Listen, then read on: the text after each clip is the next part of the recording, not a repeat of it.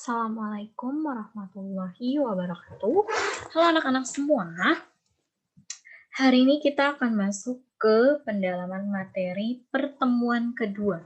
Sama seperti pertemuan pertama, maka akan ada indikator-indikator yang harus kalian capai dalam setiap pertemuannya.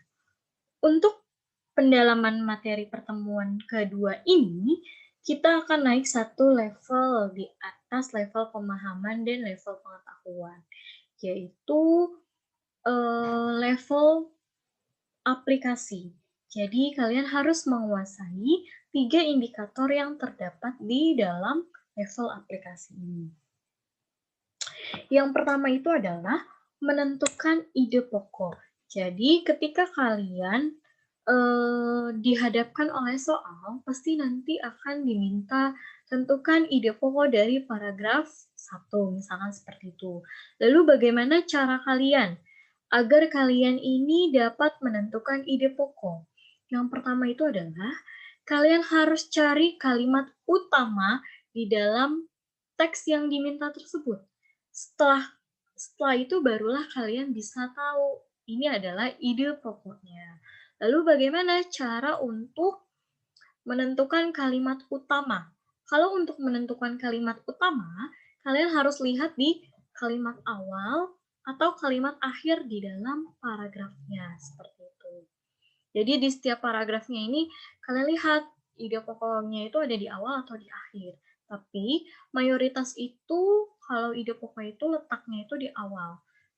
Jarang sekali letaknya di akhir, paling bisa kita hitung ya, kalau satu paragraf misalnya terdiri dari 8. Lalu ide pokok yang letaknya di akhir itu paling hanya satu paragraf atau 2 saja, seperti itu. Lalu, indikator yang kedua yang harus kalian pahami itu adalah menyimpulkan isi teks. Kalau menyimpulkan isi teks ini, berarti kalian harus mencari informasi yang terdapat di dalam teksnya, barulah kalian dapat menyimpulkan teks ini tuh membicarakan tentang apa sih, gitu. Lalu yang terakhir itu adalah meringkas isi teks. Meringkas isi teks ini erat kaitannya dengan menentukan ide pokok. Jadi, untuk memudahkan kalian meringkas isi teks di dalam soal itu, maka kalian harus kuasai ide pokok. Kalau kalian sudah kuasai ide pokok, pasti nanti kalian bisa meringkas isi teks dengan mudah dan menyimpulkan isi teks yang diminta. Ini adalah contoh dari menentukan ide pokok. Ini di soalnya, penulisnya ini langsung to the point. Ide pokok teks di atas adalah, jika kita lihat bersama, ide pokoknya ini yang mana? Ide pokoknya itu terletak di kalimat pertama, bukan kalimat terakhir. Kenapa seperti itu? Karena kalimat utamanya memang terletak di kalimat pertama. Dan kalimat terakhir ini merupakan kalimat penjelas. Jadi sudah jelas ya? Kita baca deh, apa nih? Tayangan televisi memiliki daya pikat yang luar biasa bagi anak usia sekolah. Di sini jelas bahwa ide pokoknya itu terkait dengan daya pikat tayangan televisi bagi anak usia sekolah. Nah, berarti tinggal kita sesuaikan dengan pilihan ganda yang mana nih yang sesuai. Kita lihat yang A, keengganan melakukan hal lain. Ini kurang tepat ya. Lalu yang B, durasi anak menonton televisi. Ini juga bukan ide pokok. Ini merupakan penjelas. Lalu kita lihat dulu yang D, televisi dalam kehidupan anak. Memang benar, teks paragraf ini membicarakan tentang televisi dalam dunia kehidupan anak. Namun yang diminta itu adalah ide pokok. Jadi yang harus kita sesuaikan dengan kalimat utama. Jadi yang tepat itu adalah daya pikat tayangan televisi. Oke, selanjutnya adalah simpulan isi teks. Yang sudah tadi saya sampaikan, bahwa ketika Anda ingin menyimpulkan sebuah isi teks, maka yang harus kalian pahami itu adalah kalian harus tahu informasi apa di dalam teks tersebut. Baru kita sesuaikan dengan jawabannya. Lalu kita lihat yang ini. Informasinya ini terkait dengan manfaat olahraga. Dijelaskan nih di dalam teks. Manfaatnya itu apa aja? Meningkatkan imunitas, lalu meningkatkan jumlah oksigen yang masuk, dan juga meminimalisasi efek radikal bebas. Nah, kira-kira simpulannya apa sih dari isi teks tersebut? Kita lihat deh di pilihan gandanya. Kita lihat yang A. Manfaat olahraga tergantung kepada imunitas tubuh. Ini kurang tepat ya, ini bukan merupakan simpulan. Dan juga olahraga ini bukan tergantung, manfaat olahraga ini bukan tergantung kepada imunitas tubuh, melainkan itu adalah untuk meningkatkan imunitas tubuh. Lalu kita lihat yang B.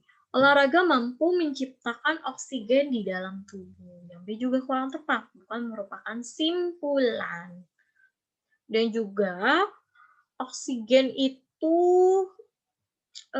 olahraga itu bukan untuk menciptakan oksigen, tetapi meningkatkan jumlah oksigen, seperti itu. Lalu kita lihat yang C. Olahraga dapat membuat tubuh terhindar dari penyakit. Lalu kita lihat, yang C ini merupakan simpulannya dari teks tersebut. Kenapa seperti itu? Karena kan teksnya membicarakan tentang manfaat olahraga, disebutkan tuh manfaatnya apa saja. Dan juga berarti dapat kita simpulkan bahwa olahraga itu ternyata membuat tubuh kita itu terhindar dari penyakit. Tapi agar kalian lebih yakin, kita lihat cek yang D. Olahraga dapat menghilangkan efek radikal bebas dalam tubuh. Yang D ini kurang tepat ya, karena bukan menghilangkan efek radikal, tetapi meminimalisasi efek radikal bebas. Meskipun nanti jika yang A, B, dan D ini letaknya itu ada di dalam teks, tetapi itu bukan berarti merupakan sebuah simpulan. Jadi kalian harus pahami benar-benar. Simpulan itu yang mencakup semuanya, mencakup isi teksnya ini tuh membicarakan tentang apa. Seperti itu. Oke, kita lanjut ke indikator ketiga. Nah, indikator ketiga ini adalah menentukan ringkasan isi teks. Kalau menentukan ringkasan isi teks, yang tadi Bu Ulfa bilang, bahwa meringkas isi teks itu erat kaitannya dengan ide pokok. Jadi kalian bisa lihat dulu ide pokok setiap paragrafnya. Kita lihat paragraf pertama ini. Ide pokoknya itu yang mana? Ide pokoknya itu adalah masa remaja memiliki ciri-ciri tertentu yang membedakannya dengan masa sebelum dan sesudahnya. Jadi ide pokoknya itu terkait dengan ciri-ciri masa remaja yang membedakan dengan masa sebelum dan sesudahnya. Lalu kita lihat yang B. Kita lihat di paragraf kedua, yaitu ide pokoknya itu terletak di kalimat pertama, yaitu masa remaja merupakan masa yang terjadi bersamaan dengan masa pubertas. Berarti dari sini sudah jelas ringkasan yang tepat itu apa. Kita lihat dulu yang A. Masa remaja memiliki ciri-ciri tertentu yang merupakan periode peralihan dan perubahan. Yang A ini kurang tepat karena hanya mencakup si paragraf pertama saja. Lalu kita lihat yang C. Masa remaja terjadi bersamaan dengan masa pubertas yang ditandai dengan ketidakstabilan. Yang C ini juga kurang tepat karena hanya mencakup paragraf kedua saja. Lalu kita lihat yang D. Masa remaja terjadi bersamaan dengan masa pubertas yang membedakannya dengan yang lain. Yang D ini juga masuk ke paragraf kedua. Jadi, ringkasan yang tepat itu adalah B. Masa remaja memiliki ciri-ciri tertentu dan terjadi bersamaan dengan masa pubertas. Ini mencakup kedua paragraf.